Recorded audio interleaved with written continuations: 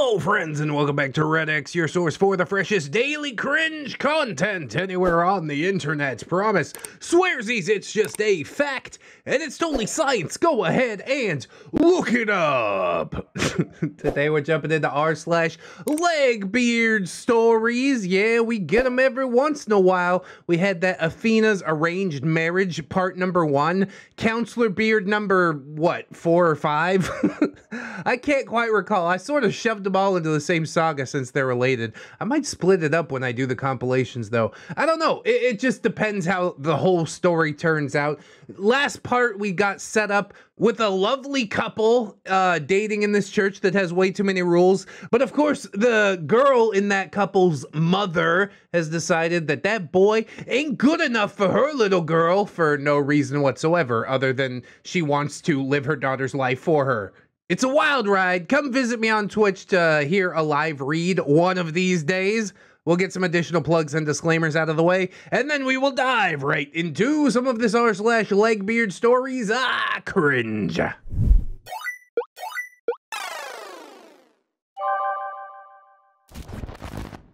Athena's attempted arranged marriage, a Legbeard story, part 2. Oh, links in the description if you missed any of the other parts. Hey, it's Achilles. Welcome back, user High Tides Old Gods. So, long time no read. TLDR, I'm pretty sure I hallucinated writing during this summer because I could have sworn I posted a part 2 to my story. Imagine my shock when ReddX reads my story and mentions that I did not in fact write and publish a second part. Oopsie daisy. No, seriously, sometimes it do be like that.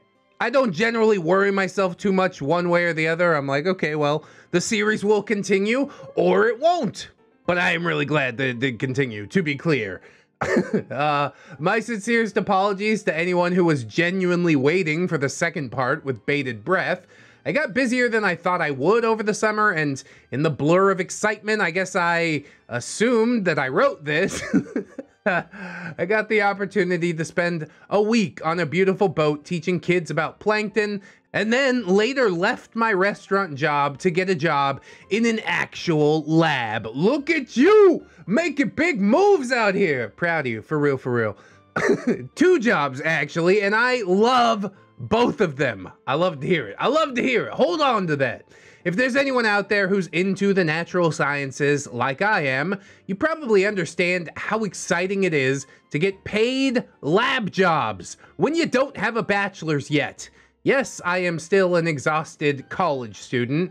I mean, it's grunt work, but it's still work nonetheless. Yeah, that's gonna look real good on a resume and you're getting paid for it. That's a win-win as far as I'm concerned. Glad to hear about that. Life update aside, you can find the first part written here or in the description, and the video where it's narrated by ReddX here in the description. I said description enough times so you can actually check what's written down there? Nobody does. The cast is the same as before, simply copy and paste. So good, I'm glad you were upfront about that. I didn't have to suss that out. Looks like exactly all the same characters, so we'll move on into the story.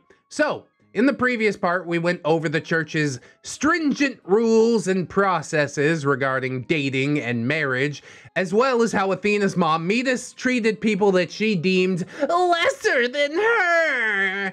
Well, now we get into the juicy bits of the story, where Metis tries to break up Athena and Jason, so Athena can marry Hephaestus. Oh, this is twisting and turning. And some intrepid commenters pointed out that this is like some real Greek mythology stuff that's going on. It's all double layered, has a deeper meaning. Absolutely love that. You could tell OP went to college. You could tell I didn't catch any of that. One thing that I don't believe I mentioned in the previous part was that Jason did work at the church. Specifically, he worked in the IT department under Athena's dad. I think he did mention that. He had pretty much worked for the church for as long as he could work. In his teen years, his mom essentially offered him up to the church to work in landscaping, a very common occurrence for teen boys in the church, but as he got older, he became more interested in technology. Naturally, not wanting to let a young youth of God be thrown into the evils of the world, i.e. working literally anywhere else, this led to Jason being offered a job in the church's IT department. I don't think he's getting paid very well for that. You're doing this for the church clout, mostly, Jason. Remember that. We can only afford to pay you minimum wage. Now, excuse me as I go drive off in my Mercedes. That I don't pay taxes on. Jason was a natural at IT, and he climbed up the ranks pretty quickly. That is, until he was blocked. I wonder by who? You see, there is an unspoken rule in the church that higher level / higher paid positions are given to people who are, quote, exemplifiers of the holiness of God, which is a fancy way of saying they have church clout. Jason did not have church clout. Oh man, you should have saved it up or something. Is that how it works? I'm not really sure. You got brown nose a little more. Well, he did have church clout, but like not a lot of it. As a relatively young church, Jason got church clout by virtue of being one of the first children to be raised nearly their entire lives in that church. All the ministers, even the highest ones up, knew him personally. However, oh boy, he was the son of a single mom who never remarried within the church. Oh, how uncouth! Despite numerous attempts, which clearly meant that there's something wrong with her as a person. Oh my god, dude. That is horrifying. It means nothing, except for that she doesn't want to get remarried, apparently. Likewise, while he physically resembled the church's ideas of manliness, as discussed in the Counselor Beard saga, he did not reflect that in personality or ambition. Yeah, you gotta step on some necks, be a man! Like I said earlier, he was quiet, an introvert, and he had no real ambitions towards becoming a minister. Honestly, people who don't seek out power are the best types of people to have power. You know what I'm saying? And of course, not wanting to become a minister was a massive slight against the church due to the fact that he was raised in it, and it was assumed that he would naturally want to be a minister. Yeah, look, get this introvert up on stage to preach to hundreds of people every weekend. I'd go to that church just for the show at that point. And so, this lack of church clout meant that he would have to work for people less qualified at the job than he until he racked up enough church clout points to earn a promotion, which they literally probably will not let you do, right? They want to keep you down there forever so they don't have to pay you as much. Is that what I'm understanding? He might have been a quiet man, but he wasn't a spineless man. He knew his worth, and he knew he had a good shot at getting a good job for his future if he headed off to college and pursued a career in computer science. Or at least I think it was computer science. I am an animal nerd, not a beat boop nerd.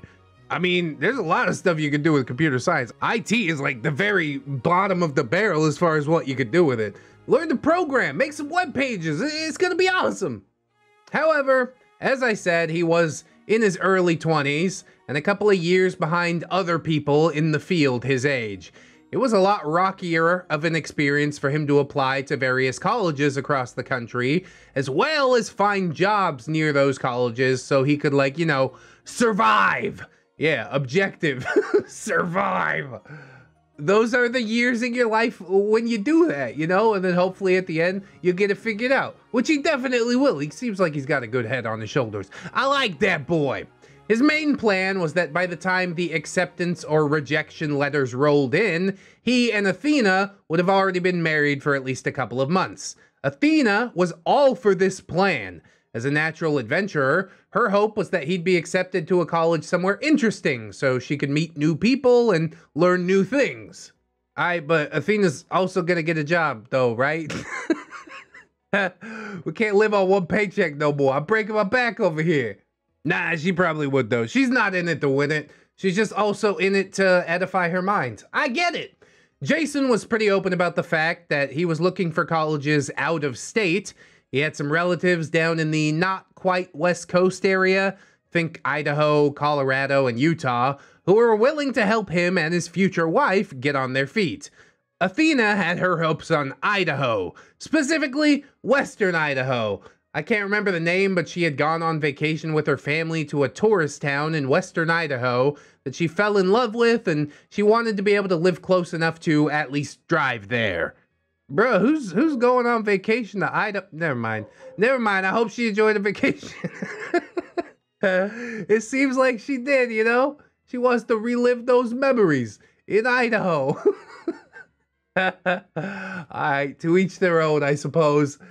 So it should come as no surprise when our entire friend group absolutely believed that Jason and Athena were in the end game. Well, I mean, the putting the ring on is kind of like the start of the game. Never mind. Athena was just bubbling about the wedding and finding a Cinderella-themed ball gown, while Jason had his head full of couple-friendly apartments that they could use to start off their lives together. Look at these kids! They grow up so fast, man. Oh! I've only known them for one part, but you just love to see it. He was even preemptively looking at dog-friendly apartments, since he knew that he and Athena would be giving themselves a puppy as a housewarming present. Honestly, pretty into that. What is life without dog? You need a funny little animal to run around the house to make you laugh. Maybe a dog, maybe a cat, maybe a baby. It's whatever you want to do. Both Jason and Athena had always wanted a dog, but their parents had told them no. Dang, dude.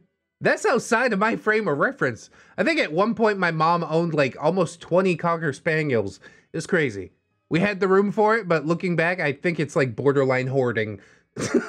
And do you want to take a guess at who had to clean up after these 20 dogs? Probably explains something about me, honestly. Anyways, every week they came to church with a brand new, exciting update about their future together. So when I learned that Metis was telling people, or at least my mother, that their relationship was fizzling out, I was concerned.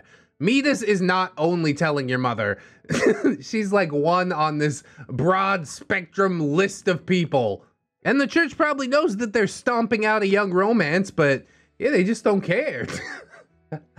You see, like many dutiful church girls, Athena still lived with her parents. So my first assumption was that Metis was simply gossiping about the private concerns that Athena might have been sharing at home. Church gossip spreads like wildfire. Any gossip does, really. And there was a part of me that was concerned for what would happen if the people got the wrong idea that Athena was unhappy in this relationship. That's exactly what she's going for. The last thing anyone would need in her hypothetical position is a passive-aggressive sermon about faithfulness. The weird thing, though, was that Athena's little sister, Ilithia, seemed to be just as excited for the wedding as Athena. As much as I love Ilithia, she was terrible at keeping secrets and always wore her heart on her sleeve. Added to that, she and Athena shared everything with one another. If Athena wasn't into Jason anymore, we would know. Everyone would know.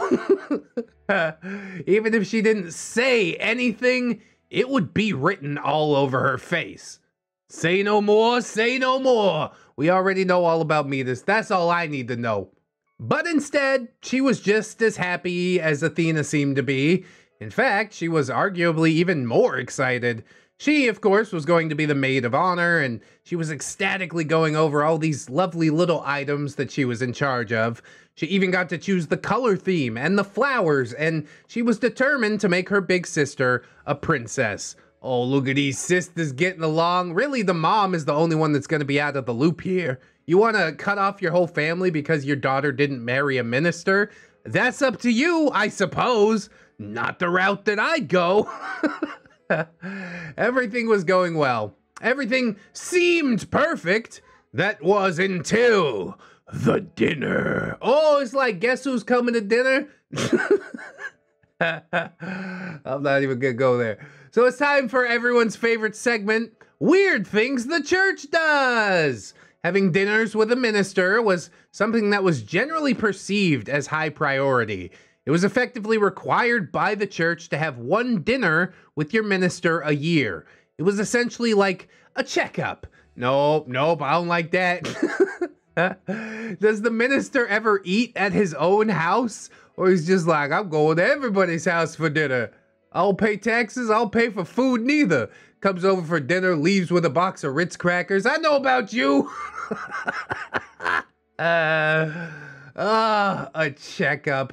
Check up on yourself. How about that? Stay in your damn lane. How about that?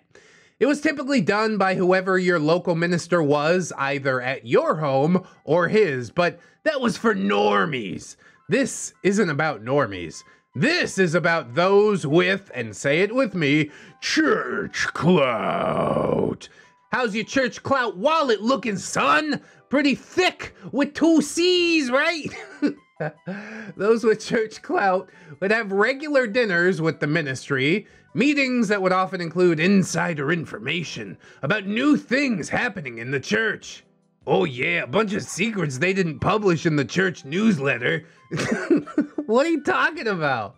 For the most part, the information was largely innocuous, but just having information that was supposedly exclusive to the ministry made other people without church clout want to get close to those with it. This is so terrible. Why does everything turn terrible? You involve enough people and whatever you're doing, religion, fandom, whatever, it just falls apart. I don't know why it works like that. Ministers were advised to not be too friendly with non-ministers on the basis that familiarity breeds contempt. Having a level of familiarity with seemingly untouchable ministers added a layer of prestige that others would practically kill for. Y'all are really stuck in your little bubble, aren't you? They're like, church clout, it's the only thing that matters. Bro, just take a step outside. What are you doing? Why do you have to be like this?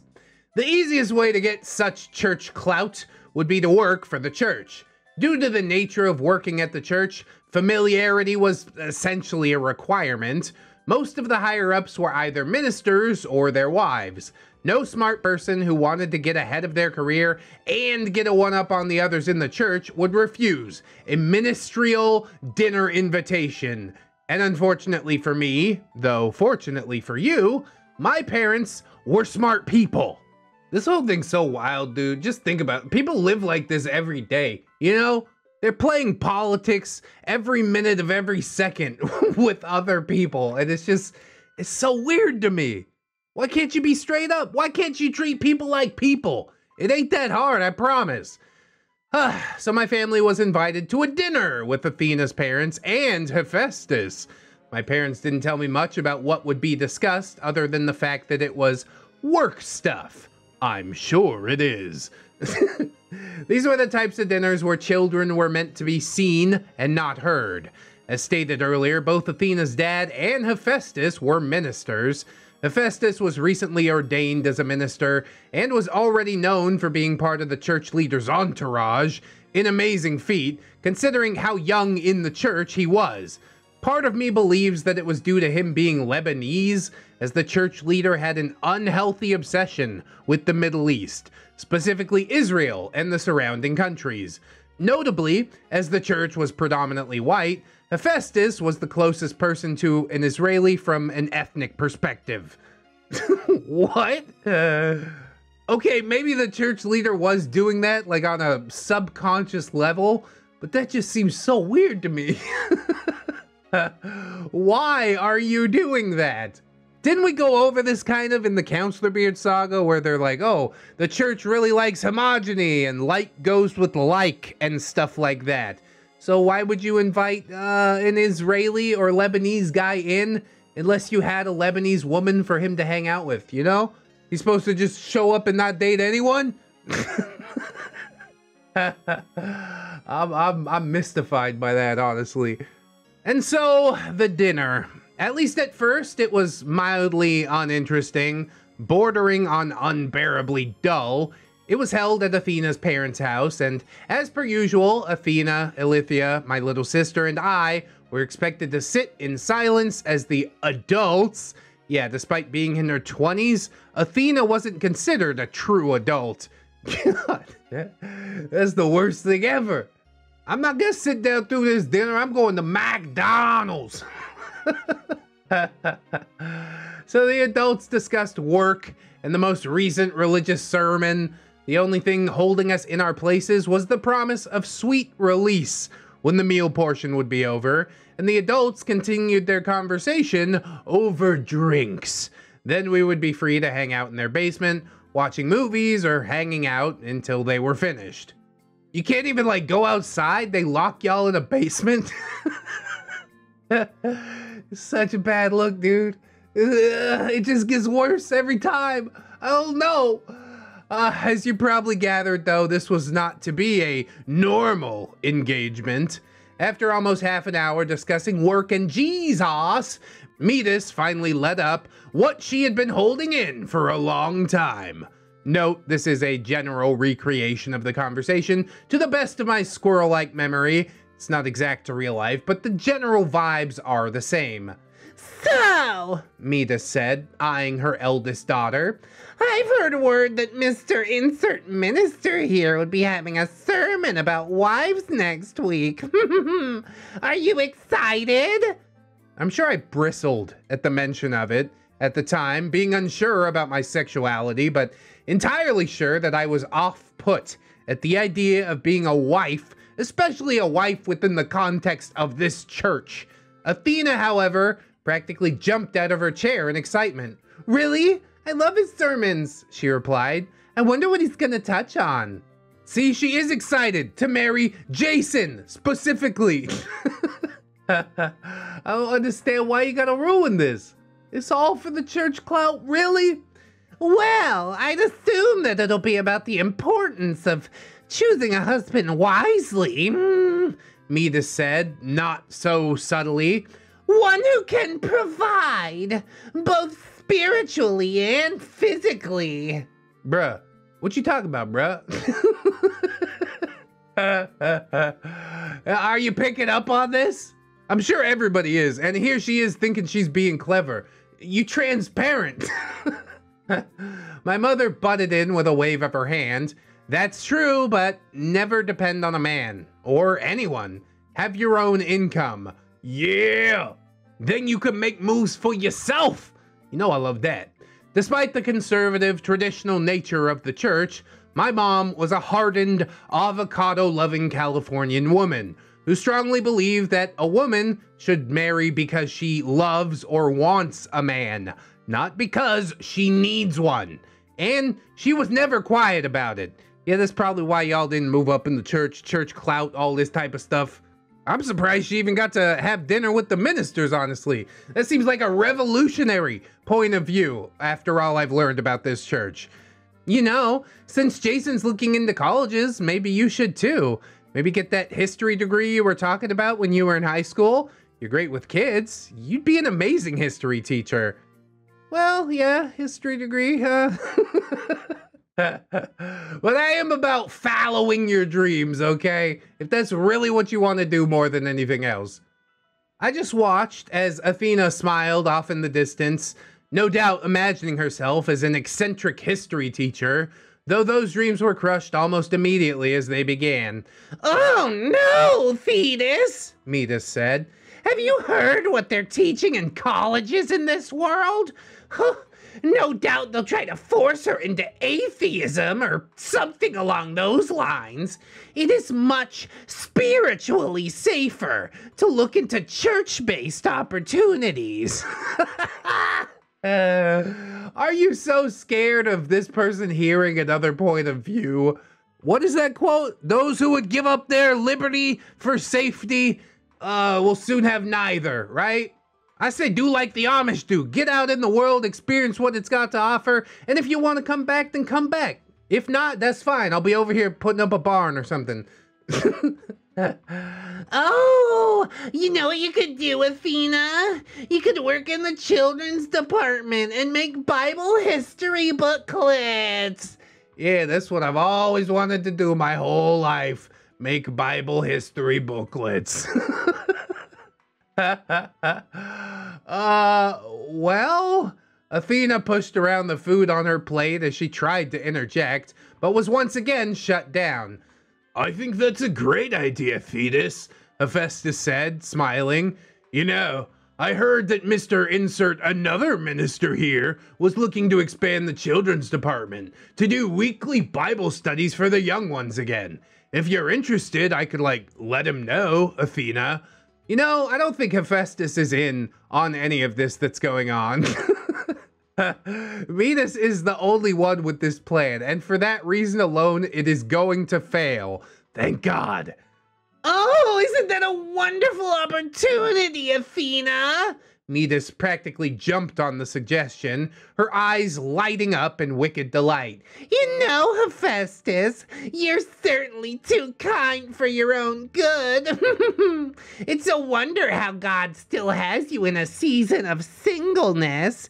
Isn't that right? Ew, dude, you're pawning off your daughter right now? I just hate everything about it. Oh. Well, Hephaestus replied, practically blushing. Whatever's in God's plan, I'm willing to wait for it. He's a good dude. He was pulled into this by no knowledge of his own. This mother is just absolutely horrible. Now, folks, getting married for Hephaestus would mean more than just having a wife to hug and do the not PG-13 things with. Oh no. Having a wife meant that he would be able to climb up the ranks of ministry. You see, he was the highest ranking that an unmarried man could be as a minister. Specifically unmarried in the sense of never having married before. He physically could not move up the ladder any more than he possibly was unless he was married. And due to how favored he was by the chief minister, it was no secret that the pressure was on. I bet Hephaestus gets sick of it too. He's like, every day I go to these dinners and these degenerates try to throw their daughters at me. I'm a strong man. I'm gonna sit here and wait until I find out what God's plan is. And then maybe God's sitting up there like, the daughters, all the daughters, that's the plan. Oh my. You know, maybe the church should put on another singles event, my mom offered. We haven't had one in a while, and we do have a few new people in the area. Oh, I don't know if we should go that far, Midas quickly countered. I'm sure a future wife will come into your life shortly, Hephaestus. She's probably closer than you think. You are gross. You've gone from being despicable to just gross. I mean, still pretty despicable too, but usually despicable people have plans that actually function. Not whatever the hell this is. My mom shrugged, not wanting to turn a should-be peaceful dinner into an all-out fight, but it was apparent that she disagreed with Midas's judgment. Not that Midas cared. Anyway, Hephaestus, how was your trip to Israel? Spiritually enlightening, I suppose, she said. I would have loved to attend, but unfortunately it's only for invited ministers and their wives. Next one, maybe? Midas's husband said, entirely unconvincingly. Bro, where's the husband during all of this? You just letting your wife plot and scheme and sell off your eldest daughter? You don't have anything to say about this? It's truly a beautiful country, Hephaestus replied. I don't want to spoil anything, but the ministers are working on a video piece to share with the congregation about the trip. However, if I had to say anything, I'd say I was most enamored by Petra, though that's in Jordan. I could almost see us, waiting in its halls, safe from the ongoing tribulation, as we look to the future world that Jesus will bring. Oh no, dude, that's a pretty creepy statement too. I'm losing some of my trust for Hephaestus here now. Midas dramatically held her heart. Oh, what a beautiful sentiment.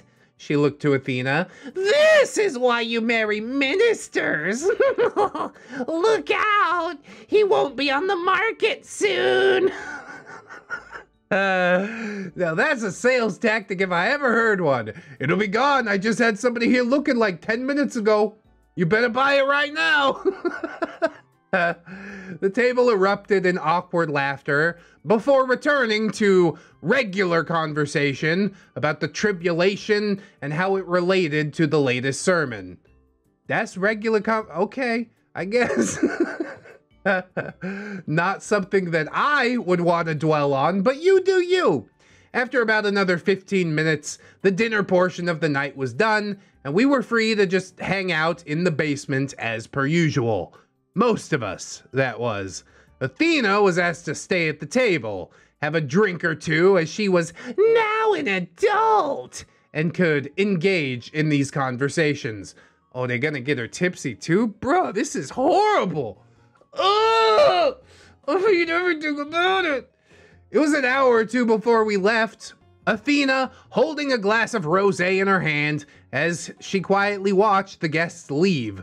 Little did I know that Athena, her poor soul, was roped into a 2-hour-long hike with ministers and their wives, including Hephaestus, to discuss the importance of wise marriages. That is, without her soon-to-be fiancé. Oh my God. This is getting irresistibly juicy.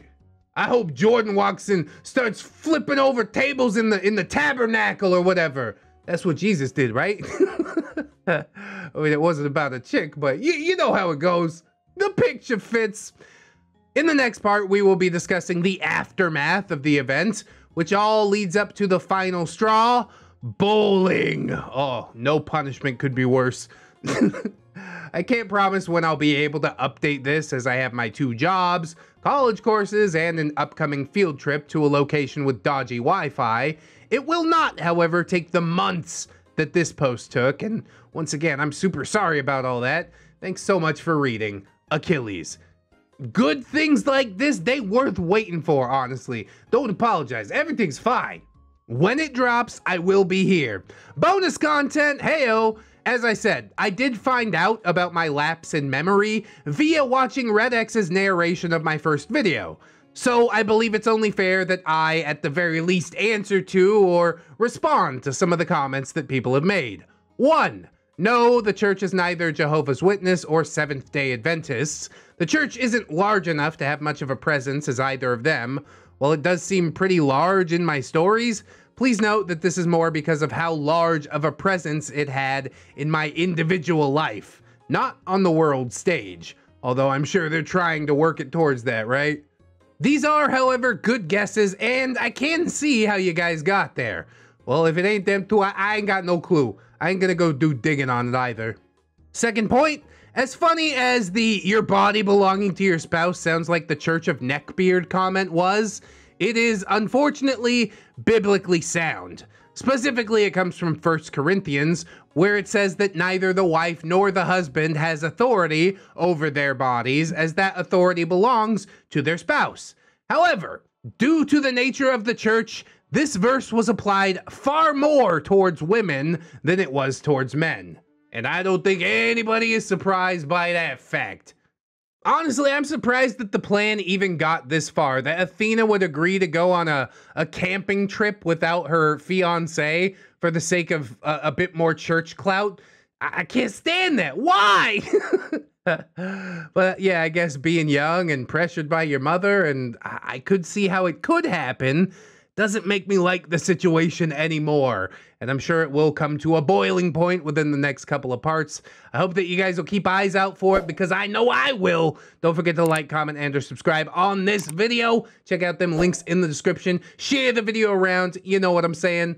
I'd also like to thank my gorgeous, wonderful, beautiful, generous Patreon patrons and YouTube channel members, as I do every episode, Jerry much. So thank you too. A Tiny Boy, Amelia Hannon, Sean Cantwell, John Endors, Train Boy, That One Gay Cop, Valiant Crane, Shiza, Angel Dark, Bedazzled Misery, Skylar Rain, The Fez Wearer, Rosie Rainbow, Heaven Sent, Robert Thibodeau, Jackie McQuitty, Grim Strive, AJ Collin, Tooth Plushy, Corey Arts, Kelly Clark, Florentic Waver, Dungeon Bat, Billy D, Robert Waits, Brandon Ashcraft, Faith of Danica, Wargaming Steve, Skylar Morningstar, The Gypsy Barber, Fire Drake, Samantha, Death's Flagship, and buy 2, get 1 hand. From Patreon, Glorious Maximus, oh, that's a new one, Holly Hohen, Robert Waits, Camille Sarah, Vixie, Ellipses, Captain Cloud, Jerry, Deku, Esteban, Wargaming Steve, Pete Tom, with Bang Mouse, Down, with Jerry, Beg for Forgiveness, he sure did, PCB, Santa Jerry, Silent Revolver, A Very Tired Jerry, Justy Jargonian Jerry, Aaron Jerry, and Frankenberry, Ain't That a Hot Bitch Though, Assassin Bug Jerry, Baby Jerry, Bailey Joy, Benji, and the Jets, Billy D, Bitch Gremlin, Blade the Hero, Bronze Kraken, Chance the Blue Kraken, all those 2 different Krakens right there, Commander J, Take, Commander Red Mooney, Destiny Piper, Dr. Larks, Y'all, Aaron Arrow, Erratic Mechanic, E-Sparks, Frozen Over Studios, Fire Drake, Gizmo Jack, Hadrian BR, Irish Pirate, Lust the Blue Marmalade of Mutiny, Iron Knowledge, A.M. Coon, Jerry Smith, Jerry Kisune, the original Jerry, Jerry Blacktail, Jerry Flips the Jerry, make my name longer so ReddX speeds up the Patreon list even more. It's gonna happen. Jerry the Outlaw of the Trugger, Hong Kong, Jerry, I'm begging you, please don't take my beard. Jukebox Jerry, Cage Alex 9, Kira, Crowley, Cuddly Kraken, Lady Italian Greyhound Dino, Lady in Awakening, Lauren Pro, Legitimate Girl, Lord Jerry, leader of the Thunder Jerrys, Luke X was a race car driver, he was a good friend of mine, never did win that chicken flag, but I helped drink his wine, like and subscribe. Milady Dix, Melgar, the Destroyer, Metal Factor, I'm here because my cringe senses are tingling. Yeah, it worked out today, huh? Miss Black, Needless King 89, not another Jerry, but he is though. Paracon Soul, Phantom of the Pines, Jerry Kins and Jerry Beth, Queen's Quaaludes and Quagmires, Ramtide, Lackermates, Redwin, Rose, Jerry Miller, Sarita the Lolita, Scarlet's Coven, Sergeant Gay Cop, Bringer of the Law, Silo Imp, 70 Gunner, Synaptic Boomstick, Brilliant Tomago, the Gypsy Barber, the Lilith Who, oh, Trufusky, this isn't even my final beard. Tick Jerry, trying to find another ball to get back to the real world. Vanguard Angel, VC3, Viking Jerry, Vladimir Dragonov, Wiki Tag, Zephyr Gargoyle, or Clay, One Leg Jerry has returned from battle, a normal Jerry, alright, Red, for you I bring Doritos, but I can't your expertise of their track beards, Admiral T-Tank, Amber Alder, another stupid hipster, Atomic Jerry, Zella, Breaker of the Tom Army, Bad Penny Lake, Bartender Kelia, Big Dad Wolf, Broke Spine, Horseradish, Cake Jerry, that's a different Jerry, Cowabunga Jerry Girl, Carcass, Chicago Panda, Corey does commissions now, Cowabunga Jerry, Crypt Titties, the Fawn Jerry, Defter Tuna, Dilf Jerry, Dwarf Dude, Fedorable Jerry, just tip the lady, ooh.